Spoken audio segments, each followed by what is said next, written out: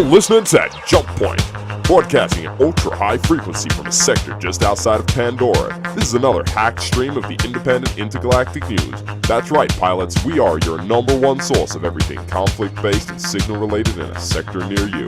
I'm your host, Commander Tilk, and as always, we'll be joined by our I.I.N reporters, the Screaming Scotsman Lupus, Star Marshal Corky, aka the Prophet, and Ghost Rider, the All-Seeing Shadow. So sit back, enjoy, and be informed. This is another JumpPoint I.I.N broadcast. Welcome to the first episode of JumpPoint. We plan to release this with every issue of the I.I.N hard copy. Our goal is to bring you up to date with the current state of the game, foreign correspondence from the Russian forums, question and answers from the developers, corporation information, and all of the upcoming events within the Star Conflict galaxy.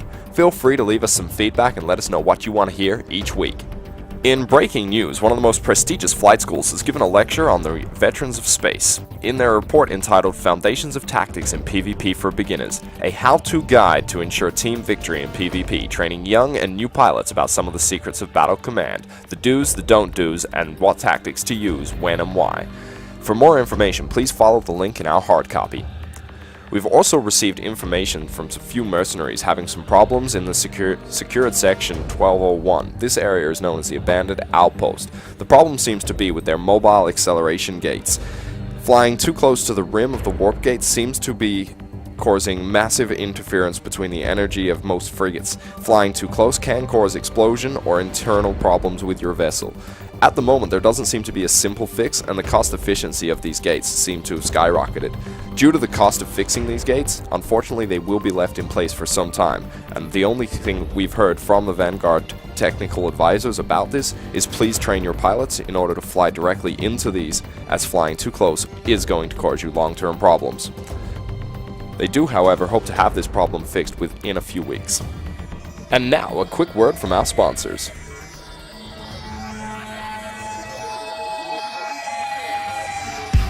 Are you a lone wolf, rogue fighter, and sick of flying space alone? Maximize your bounty and join a corp today by visiting the corporation pages on the forums. Or if you have a corp and wish to advertise, get in contact with one of the JumpPoint team members or I.I.N reporters to get your advert in the next issue of JumpPoint. This has been another bulletin board update. Now back to the podcast. And now we cross to Ghost Rider for the military news. In military news, the Corporation Syndicate, who joined just a few days ago, went to battle with a powerful and fast 1-2 punch on the map with Jericho in red. The first blow fell on the northern route to the Empire, retaining Imperial forces led by NASA, who could not resist such an attack, and passed sector by sector. And for unknown reasons, during the attack, the Imperial force, Evil Space Bears, did not want or weren't able to help their comrades in arms. The second shot hit the southern front of Jericho against the Federation. Jericho forces cut off the part of the Federation sector of the supply, isolating them and taking in the siege. However, the Empire managed to mobilize new forces. The Corporation Nova launched a fierce counterattack along the south toward Jericho and was able to achieve success. At the same time, calculating that Jericho force was weakened due to the sudden loss of activity, NASA switched to a fierce attack by taking away not only Syndicate territory, but also a part of the former Jericho sectors, and picked right up to the metropolitan sector in which the fourth ship, Wrath of the Bartel, is currently based. All the while, Federation strike forces concentrated on the north and were successful and were able to capture some Jericho sectors. After capturing the northern sectors, the forces were immediately redeployed to break through the blockade of the controversial sector WX-20. Next, the Federation strike force Dynamis tried to rob the Empire and regain its former sector WX-30, but met fierce resistance and retreated, finding that by breaking the blockade they'd performed the most important task.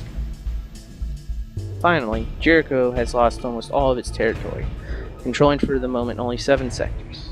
With the Federation moving slowly but surely from the southwest, and the Empire moving faster and more powerfully, is delivering frequent blows from the east. If this continues, after a week, Jericho will be completely forced out of the sector. Are you sick of picking up low-paying jobs at the bar? Flying alone and living off of scraps? Join the Steel Marauders now and be a part of the bigger fight. They are the whispers heard in space, the tales told in bars, and the legends taught in schools. Bounty hunters.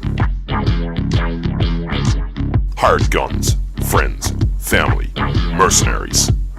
fighting for peace in the Pandora system since the first whispers of noise were noticed. They are united in their battle and hungry for answers. They are the Steel Marauders, and they keep what they kill. Sign up now, www.steelmarauders.engine, or check them out in the corporation's directory online. Join the fight. Fight to win. Welcome back to Jump Point. We're going to be crossing over to the Screaming Scotsman Lupus for a look at the weather and sports. In your cultural news this week, the Mercenaries United Centre has issued a new memo detailing the roles of ships and pilots. This is mostly a basic knowledge memo and is a must-read for all your pilots. You can find this article in the hyperweb on the Centre's website. There are other articles submitted of this sort of thing, but it is this particular article that details all the documentation of the ships. This was somewhat unknown knowledge to some of the newer pilots who had not yet taken their ship apart to see how it all works. Another article was released detailing the biggest tips from veteran pilots and the beginners. However, this was met with a rather frosty reception from the community and was quickly removed.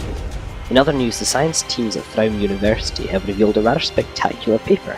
They believe that we're all living inside of a black hole. How did they figure this out? What could it mean? What was he smoking and where can I get some? All this will be revealed at the press conference that's coming up. Moving on to your sports news, ESB absolutely crushed the star team consisting of DNO and Sky players in the Intercorporation Sports. The commentators summed ESB's performance in the first game like this: they were completely lost, either defending too much or absolutely not at all. Their final push brought them back up a little before Star captured the last beacon of the game. An aggressive follow-up game required. In sports news this week, ESB absolutely crushed the Star team, which consisted of DNO and Sky players in the Intercorporation Sports. The commentator summed up ESB's performance like this: they were absolutely lost, either defending too much or not at all. Their final push brought them back up a little before Star captured the last beacon of the game. An aggressive follow-up game followed, with ESB steamrolling the Star teams and resulting in a substitute Syndicate player, but it absolutely did not help, and ESB were the clear victors with 3-0. As for your weather report this week is pretty clear, with the early forecasts of asteroid storms not being substantiated. Next week may bring plasma clouds in the third system, but it's otherwise rosy. However, to make your flights as accurate as our readings, remember Star Honey for your implants. This has been another episode of Jump Point. I hope you enjoyed the show, and don't forget to leave some feedback. Let us know what you want to hear next week. Thanks for listening.